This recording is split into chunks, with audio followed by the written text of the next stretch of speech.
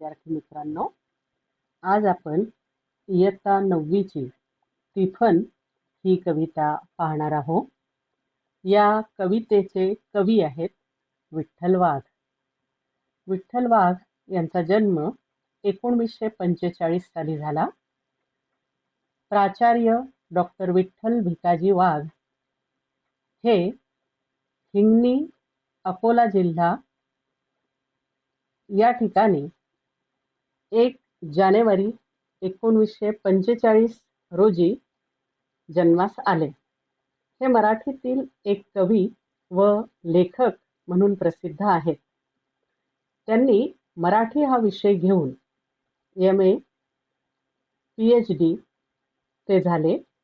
ते अकोल्यातील शिवाजी कला वाणिज्य व विज्ञान महाविद्यालयात प्राचार्य म्हणून कार्य करत होते. तिफन या कवितेमध्ये कवींनी शेतीमध्ये बियाणे पेरण्याचा प्रसंग रंगवताना शेतकऱ्याच्या कष्टमय जीवन व त्याच्या मनातील धनधान्यांना लगडलेले हिरवे स्वप्न यांचे आर्त चित्रण शब्दात व्यक्त केलेले आहे. कवितेच्या सुरुवातीलाच पहा, काया मातीत मातीत तिफण चालते, इज नाचते थयथय ढग ढोल वाजवते. काया म्हणजे काळ्या, इज म्हणजे वीज, ढोल म्हणजे नगाडा. शेतातील काळ्या मातीत पेरणीचे अवजार चाललेले आहे. वर आकाशात वीज थैथयाट करते आणि ढग ढोल वाजवत आहे, पाऊस कोसळतो आहे, असे वर्णन कवी या कवितेमध्ये करतात आहे. तिफन हे 3 नळ्याचे पेरणीचे अवजार आणि शेतकऱ्याच्या जीवनात अतिशय महत्त्वपूर्ण अशा प्रकारचं हे एक यंत्र आणि त्याच्या साह्याने त्याचे पेरणीचे काम जे आहे सुरू असते. पुढे म्हटलेलं आहे, नंदी बैलाच्या जोळीले सदाशिव हकालते, वटी बांधून पोटाले पाराबती उनारते. वटी पोटाले बांधते, झोई काटीले टांगते. झोई काटीले टांगते, त्यात तांदूळ लळते. पहा कशी अगदी मनाला भिडणारी साधी सरळ सोपी अशा शब्दामध्ये रचना केलेली आहे. आता या ठिकाणी नंदी बैल म्हणजेच त्यांचा उल्लेख करताना श्री शंकरासारखा शेतकरी नंदी बैलाच्या जोडीला शेतामध्ये चालवतो आहे आणि पार्वतीसारखी शेतकरीण पोटात बांधलेल्या पदराच्या उटीतून पसाभर बियाणे तिफनामध्ये हळूच सोडते आहे. जशी पदराची खोळ म्हणजेच ओटी तिच्या पोटाला आहे, तशीच एक झोळी तिने बाभळीच्या फांदीला टांगलेली आहे आणि फांदीला टांगलेल्या या झोळीमध्ये तिचं बाळ रडते आहे. वरून ढग मात्र बरसते आहे. ह्या शेतकऱ्यांचं जीवनच असं आहे की कितीही कष्ट करा, हे कष्ट अपुरे पडतात. या कवितेमध्ये सदाशिव आणि पार्वती हे जे काही वर्णन या ठिकाणी केलेलं आहे, तर सदाशिव म्हणजे शंकराचं रूप जे शेतकऱ्याला संबोधल्या गेलेलं आहे आणि पार्वती म्हणजे शेतकरीण, हिला पार्वतीचं रूप मानल्या गेलेलं आहे. या वऱ्हाडी भाषेतील शब्द आणि प्रमाण भाषेतील शब्द बघून घ्या. ह्या कडव्यामधले जोळी, जोळी म्हणजे जोडी. हकालते म्हणजे चालवणे. वटी म्हणजे पदराची धान्यासाठी पिशवी. झोळी म्हणजे झोळी. टांगणे म्हणजे लटकवणे. तानुल म्हणजे छोट बाळ. लळते म्हणजे लोळणे किंवा झोपणे. ही सगळ्या बोलीभाषेचा परिचय सुद्धा आपल्याला या कवितेतून कवी विठ्ठल वाघ करून देतात आहे. पुढच्या कडव्यामध्ये ते म्हणतात आहे, त्यात तांदूळ लळते ढग बरसते, काकरात बीजवाई जस हासर चांदणी, धरतीच्या अंगोपांगी लाळा नवसाच गोंदन, सरीवरी सरी येती माती नाती धुती होते. नांगराने आखलेल्या मातीतल्या समांतर ओळीमध्ये बियाणे कसे चमकते आहे की जणू हसरे चांदणे सांडल्यासारखे वाटते. ते बियाणे नसून लाडा नवसाने मातीच्या अंगावर गोंदलेले हिरवे गोंदनच आहे असे वाटते.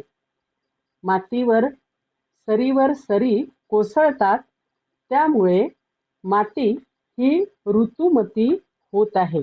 ऋतुमती म्हणजे गर्भवती असं म्हटलेलं आहे, कारण तिच्या उदरातून या बीजांकुराचा जन्म होतो आणि म्हणून सृष्टीचं हे सुंदर रूप या पावसाळ्यामध्ये मनाला मोहून घेणारं असतं. तर अतिशय सुंदर शब्दामध्ये कवी या ठिकाणी वर्णन करतात आहे. बरसणे म्हणजे पाऊस पडणे, गोंदन म्हणजे गोंदणे. आता आजकाल हा टॅटू म्हणून मोठा प्रसिद्ध झाला गेलेला आहे. हेही एक प्रकारचं गोंदनच आहे. आज ते गोंदन हातावर गोंदवून घेतलं जाते. तसंच सृष्टीच्या उदरातून निर्माण झालेले हे जे काही अंकुर आहे, त्या अंकुराला कवी या ठिकाणी गोंदन असं म्हणतो आहे.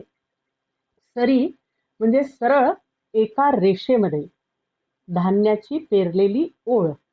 आता सरी याचे दोन अर्थ या कवितेमध्ये आलेले आहे. सरीवर सरी म्हणजे पावसाच्या बरसणाऱ्या धारा, आणि सरी म्हणजे सरळ एका रेषेमध्ये धान्य पेरलेली ओळ. अशा दोन्हीही वर्णन या ठिकाणी आलेलं आहे. न्हाती धुती म्हणजे आंघोळ करणे किंवा स्वतःला धुणे. पण कवितेमध्ये न्हाती धुती होणे म्हणजे स्त्री गर्भधारणेसाठी ऋतुमती होणे असा अर्थ यामधून कवी व्यक्त करतो आहे. त्याचबरोबर पुढे म्हटलेलं आहे, काकरात म्हणजेच जमिनीवरची नांगराने तयार केलेली जी खोलगट ओळ असते तिला काकरात असं म्हटलं गेलेलं आहे. आणि बीजवाई म्हणजेच बियाणे. बियाणं जितकं चांगलं तितकं लवकर त्याला अंकुर फुटत असते आणि म्हणून हेही अतिशय महत्त्वपूर्ण बियाणे निवडणं ही देखील एक कला असते. पुढच्या ओळीमध्ये कवी म्हणतो आहे की तिचा कस्तुरीचा वास भूल जीवाले पाळते, भूल जीवाले पाळते, वाट सांजिले पाहते, मैना वाटुली पाहते, राघू तिफन हानते, राघू तिफन हानते, ढग बरसते. मग आता पुढच्या या ओळीबद्दल कवी म्हणतो आहे की मातीतून येणाऱ्या कस्तुरीच्या सुगंधामुळे मनाला एक प्रकारची भुरळ पडते. आता खरं पाहिलं तर जेव्हा पहिला पाऊस बरसतो तेव्हा मातीमधनं येणारा जो सुवास असतो, सुगंध असतो, त्याला मृदगंध असं म्हटलं जातं. आणि हा मृदगंध मनाला मोहून घेणारा असतो, भुरळ पाडणारा असतो. मग शेतकरी कधी परत येईल याची आस लागलेली जी मैना आहे, ही मैना म्हणजेच शेतकरी आपल्या नवऱ्याची म्हणजे शेतकऱ्याची, जसं कवितेत वर्णन केलेलं आहे की मैना वाटुली पाहते, राघू तिफन हानते. म्हणजे मैना म्हणजे शेतकरी आणि राघू म्हणजे शेतकरी. तर ही शेतकऱ्याची वाट पाहते आहे. तिकडे शेतामध्ये तिफन तो वेगाने चालवतो आहे आणि ढग बरसतात आहे. कस्तुरी ही हरिणाच्या नाभीमध्ये दडलेली असते असं म्हटलं जाते. जीवाले म्हणजे जीवाला, सांज म्हणजे संध्याकाळ, मैना हा एक पक्षी आणि वाटुली म्हणजे वाट पाहणे. पुढच्या कडव्यामध्ये कवी म्हणतो आहे की वला टाकती तिफन शीतू वखर पाहते, पाणी भिजल ढेकुल लोणी पायाले वाटते, काया ढेकलात डोया हिरव सप पाहते, डोया सपन पाहते, काटा रुतते. हातातून झेललेले बियाणे हे तिफन पकडते आणि ते मातीमध्ये पडताना त्याला माती पसरण्याचं यंत्र म्हणजेच वखर ही पकडायला पाहते. पाण्यामध्ये भिजलेले मातीचे ढेकूळ असे विरघळते जणू ते लोण्यासारखे वाटते. आता पहा, लोणी किती मऊ असतं. त्याला स्पर्श केल्यानंतर जणू ते आतून आणि बाहेरून एकच आहे की काय असं वाटायला लागतं. तुपाला तुम्ही हातात घेऊन बघा, तूप रवाळ असतं, त्याच्यामुळे त्याचा स्पर्श वेगळा जाणवतो आणि लोण्याचा स्पर्श जो असतो हा वेगळा असतो. तो आतून बाहेरून अगदी मऊ असतो. मग या ठिकाणी काळ्या ढेकळामध्ये शेतकरी जेव्हा राबत असतो तेव्हा त्याच्या पायाला जो स्पर्श होतो हा स्पर्श लोण्यासारखा त्याला वाटतो. मग काया ढेकळात डोया हिरवं सपन पाहते. आणि त्या काळ्या ढेकळामध्ये शेतकरी भविष्यातील हिरव्या पिकाचं स्वप्न पाहतो. डोळ्यांनी ते स्वप्न पाहत असताना त्याच्या पायाला काटा रुततो. लाल रक्त काळ्या मातीवर सांडतं आणि त्यातून उद्याचे हिरवं स्वप्न फुलते. ढग मात्र बरसत राहतात. आता या ठिकाणी हिरवे स्वप्न ही कल्पना रेखाटलेली आहे. तर हिरवं स्वप्न म्हणजे शेतामध्ये उगवलेली धान्याची रोपे हीच जणू शेतकऱ्याचं हिरवं स्वप्न आहे. कारण शेतामध्ये जितकं जास्त धान्य उगवेल, जितकं जास्त पीक घरामध्ये येईल आणि ते पीक जेव्हा बाजारात जाईल तेव्हा पैशाच्या रूपामध्ये या शेतकऱ्याच्या वाट्याला जे हिरवं स्वप्न म्हटलेलं आहे ते म्हणजे सुख, समृद्धी, पैसा, ऐश्वर्य, संपदा या सगळ्या गोष्टी त्याच्या वाट्याला येतील. आणि म्हणून हे ऐश्वर्य आणि हे सुख त्याच्या वाट्याला येणार आहे. म्हणून शेतकऱ्यांनी पाहिलेलं ते हिरवं स्वप्न असं कवी या ठिकाणी सांगतो आहे. तर शेतकरी शेत नांगरताना ह्या सगळ्या गोष्टींची काळजी घेतो. हा जगाचा पोशिंदा असतो. पोशिंदा म्हणजे पोसणारा. स्वतः कष्ट करून तो राबत असतो आणि दुसऱ्यांसाठी मात्र खपत असतो. शेतात काम करत असताना तो भाजणी करतो, नांगरणी करतो, पेरणी करतो, लावणी करतो. पेरलेले बी उगवून येईल ही आशा त्याच्या डोळ्यामध्ये तरळत असते.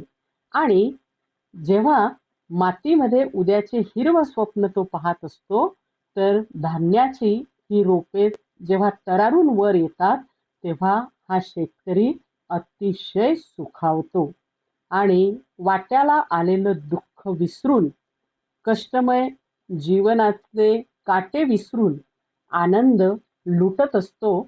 आणि जणू आनंदाचा आणि त्याचा अतूट संबंध यामधून व्यक्त होतो की काय असं आपल्याला वाटायला लागतं.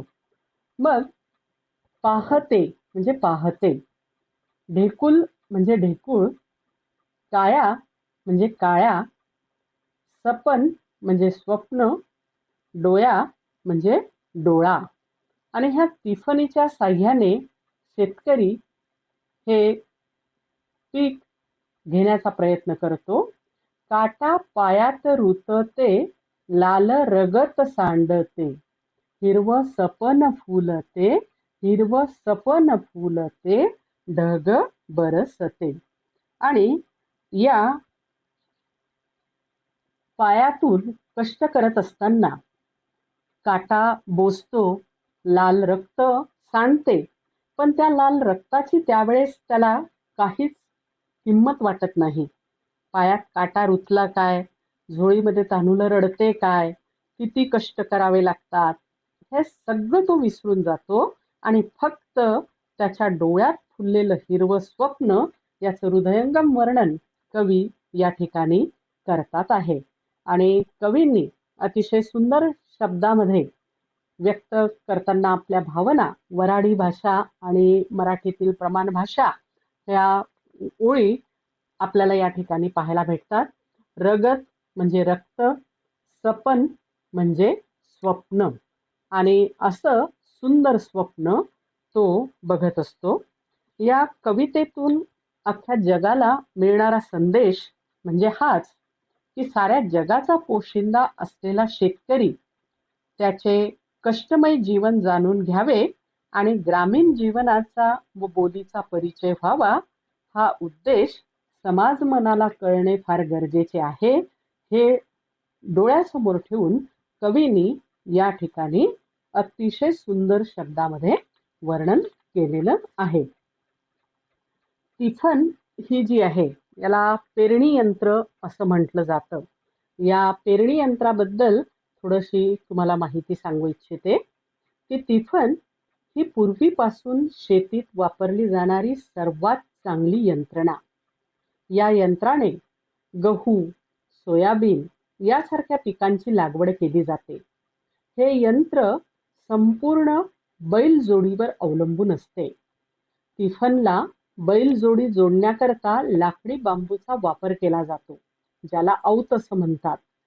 आणि तिफनचा खालील भाग हा लोखंडी असतो. त्याला धान्य पडण्यासाठी भोके असतात, ज्यातून बीज टाकले जाते व ते जमिनीमध्ये रुजतात. आजच्या काळात तिफन या प्रकाराचा वापर कमी झालेला आहे, कारण त्याची जागा आता ट्रॅक्टर सारख्या यंत्राने घेतलेली आहे, हे आपल्याला पाहायला भेटते. मग अशी ही तिफन अत्यंत महत्त्वपूर्ण अशा प्रकारची आहे असं आपणास म्हणता येईल. कवींनी या कवितेमध्ये जी काही भाषिक वैशिष्ट्ये सांगितलेली आहे तीही आपल्याला पाहता येईल, की यात विदर्भातील बोलीभाषेचा साज या कवितेमध्ये त्यांनी चढवलेला आहे. आशयाला पूरक असलेला लोकगीताचा बाज व लयबद्धता ही या कवितेची खास वैशिष्ट्ये आहे. शेतकऱ्याची दशा व कष्टाला समर्पक शब्दांची जोड मिळाल्यामुळे ही कविता सहज ओठात गुणगुणावीशी वाटते, असा एक नाद तिच्यामध्ये दडलेला आहे. कवितेतील ही गेयता ही मनाला स्पर्शून जाणारी आहे. कवितेतलं हृदयाला भिडणारं हे जे चित्रण आहे, की भर पावसात शेतीकाम करताना तान्हे मूल रडत असताना पेरणी करावी लागते व हिरवे स्वप्न फुलवावे लागते, हा आशय यातला हृदय हेलावून सोडणारा आहे. कारण सर्वसामान्य शेतकऱ्यांचे कष्ट काय असतात हे अगदी तंतोतंत आणि हुबेहूब कवीने या ठिकाणी रेखाटलेले आहे. तसेच या कवितेला लोकगीताची एक संथ लय साधल्या गेलेली आहे आणि अतिशय सुंदर शब्दामध्ये ही कविता कवी चित्रित करतात आहे. धन्यवाद.